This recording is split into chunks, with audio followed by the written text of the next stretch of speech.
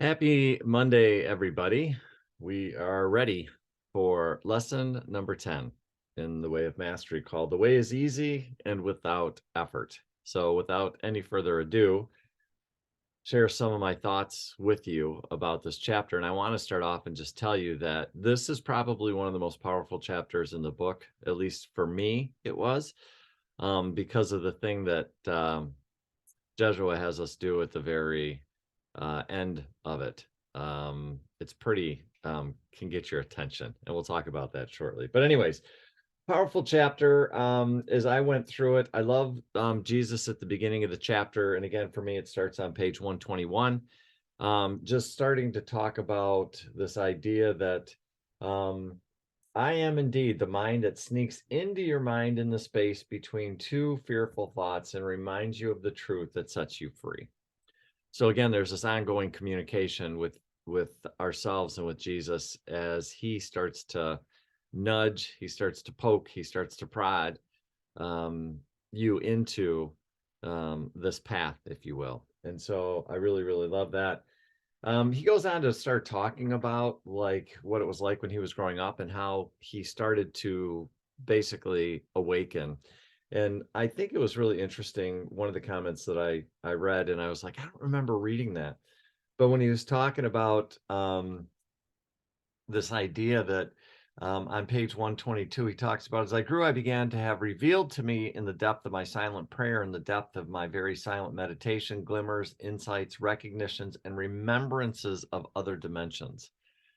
So just kind of one of those things like, so as I'm unfolding, maybe my path is to eventually start to see how these other dimensions start coming into the background, or maybe not. Everybody does it a little bit differently. So I just found that very fascinating, especially with everything that I've been seeing and noticing lately. There's a part of it that was going like, oh, that's really cool. That's kind of like what he started to see, right? Um, as he goes on in the chapter, I love the exercise. He talks about on page 123, which is starts off, it says, so that you learn to sit in the chair after your 5 minutes of abiding in the Christ, in which you say to yourself, and then he goes through and with a beautiful affirmation and a prayer that you can use um, as another exercise to kind of start cementing this stuff in. On the top of page 124, he also has another beautiful prayer. I and the Father are one. It's been that way forever. Goes on to do a beautiful, beautiful prayer that I really, really loved.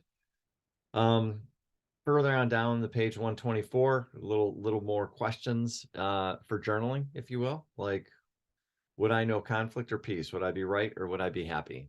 So just more things. The paragraph below that I thought was really interesting. This idea of the secret, the simple secret that I once discovered when I walked upon your planet. It was not about achieving some grand mystical state of consciousness. It was not about acquiring great powers that could attract attention to thousands. It is not even about being able to manifest, although these powers may indeed often express themselves through the mind as it awakens. It was about accepting the truth that is true always, and being determined to allow the truth to be the foundation from which you enjoin each and every moment of your experience. I'm awake, I'm safe, I am peace. What do I truly want this moment to be for? For as I decree, it shall also be. It shall be. So I love that. Um, as he continues his stream of thought on page 125, he talks about the paragraph starts off with when a child goes through a shift of awareness, how basically the child puts away his toys. And I find it interesting that, especially me recently, um, the experience with the Vision Quest, the rite of passage, how there is a dying, in a sense. The child all of a sudden looks at the toys and goes, "Yeah, I'm done playing with the toys. I'm done being a child. It's time to move on. It's time to get on with it." And so I love it because further on down, he talks about what some of those toys are. So I put aside any negative habit. Um, that would say when you have given up placing value in something that no longer serves you. Further down in the paragraph, in just this way, unenlightenment can be put away as a thought, as though it were a toy that you have outgrown. By merely looking at the effects of unenlightenment and then asking the question, is this what I wish to have continue as my experience? Or am I willing to put the doll on the windowsill and pick up a book instead? Right? So it's so beautiful. And I love the thought of um, looking at unenlightenment. We always talk about enlightenment, but we don't really talk about unenlightenment. And I love the way that he conceptualized that and says, yeah, I'm done with unenlightenment. Right? So it's like, yeah, this whole unenlightenment thing, yeah, I'm done. And it's so simple. And he talks about keeping it simple later on in the chapter. On page 126, he talks about an exercise again, where it starts off the how this day might I extend the treasure of the good, the holy, and the beautiful. So how can I extend it? How can I now start to be a funnel for the divine to work through me? How can I extend the love of God into my life, into others' lives, and start sharing that exercise? On 127, there's a paragraph that starts off and says, but only. And I think this is so fantastic. It goes on to say, but only if every fiber of your beingness is wholly committed to holiness. You can't leave a finger outside and get to heaven. All of your mind, all of your energy, all of your gifts, all of your very awareness must become committed to being the presence of peace. So in other words, the goal is for you to be the presence of the divine and have that flowing through you, and being an open channel for the divine to flow through you is the way that I interpret it. How do you interpret it? Right? I love on page 128, where the statement is, in this moment, I'm going to discover what it means to teach only love. I love that. At the bottom of 128, the section that says recognizing the presence of the Christ within. The last paragraph on that page to me is extremely powerful. Whenever you hear a teacher teaching this or teaching that, ask yourself this: do they offer me simplicity or complexity? Right? So I wrote down when I originally went through this, just the idea of just keeping it simple, and don't overcomplicate it. On page 129, how can I extend my treasure this day? Right? How can I extend it? How can I do that? I love that. And that continues on into page 130, where the section is called a simple practice.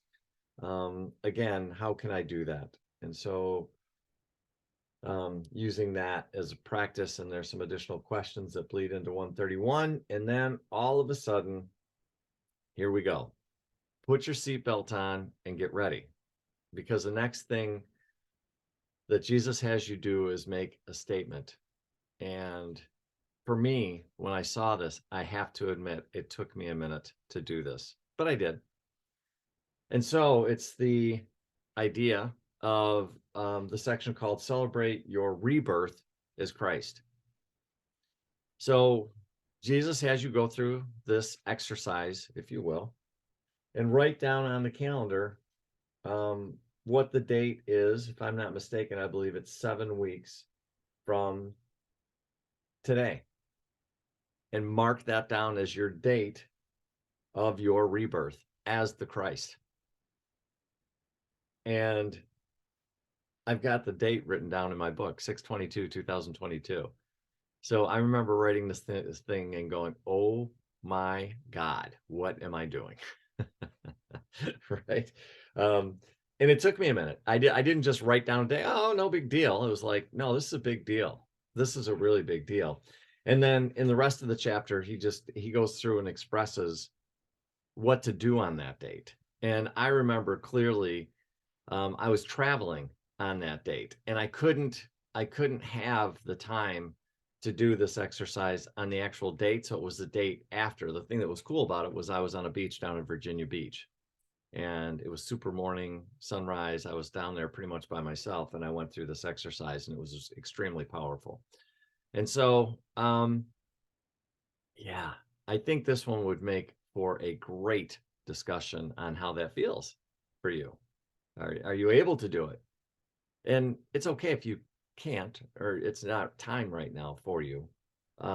But again, it's one of those things that I just found to be, I was surprised at um, how it kind of took me like, oh, I can really just do this. And the answer is yes, you can really just do this. Like, yeah, that's what I'm doing. Right. Anyways, great chapter, fantastic chapter, chapter 10. Um, and I hope you enjoy the conversations. And if there's anything I can do to help, please don't hesitate to reach out. FYI, I will be going back and doing chapter 9 this week and recording that as well. And then next week is going to be a meditation into the heart of Christ, which is lesson 11. God bless. Have an awesome day. See ya.